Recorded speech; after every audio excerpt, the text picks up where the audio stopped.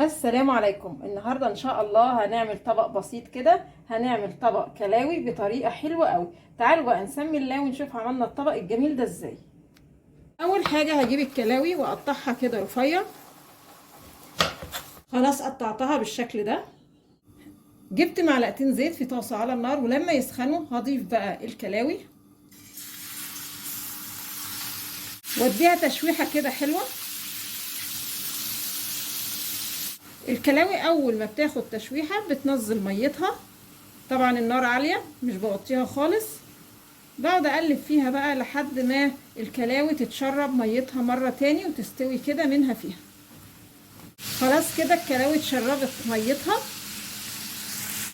هضيف شويه فلفل كده مخرطاهم رفيع، فصين توم مهروسين، معلقه هريسه فلفل. بعد كده ههدي النار واضيف عصير ليمونه، والتوابل اللي هضيفها بابريكا وكمون وكزبره والملح. اقلب المكونات بقى مع بعض كويس قوي، وهغطي الطاسه كده المكونات كلها تستوي كده مع بعضها. تمام كده. في الوقت ده بقى بتدوقيها تشوفيها ناقصه بقى ملح، ناقصه توابل. انا دقتها لقيتها حلوه قوي. طبعا الكلاوي بتبقى بتقرش شويه كده، وجمالها في القرشه دي، يعني ما بتبقاش طريه كده زي الكبده. تمام كده وهطفي عليها.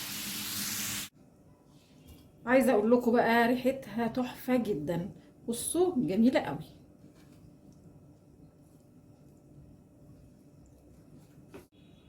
وده الشكل النهائي معانا للكلاوي. تتاكل بقى جنب مكرونه او مثلا بطاطس بعيش، بتبقى حلوه قوي.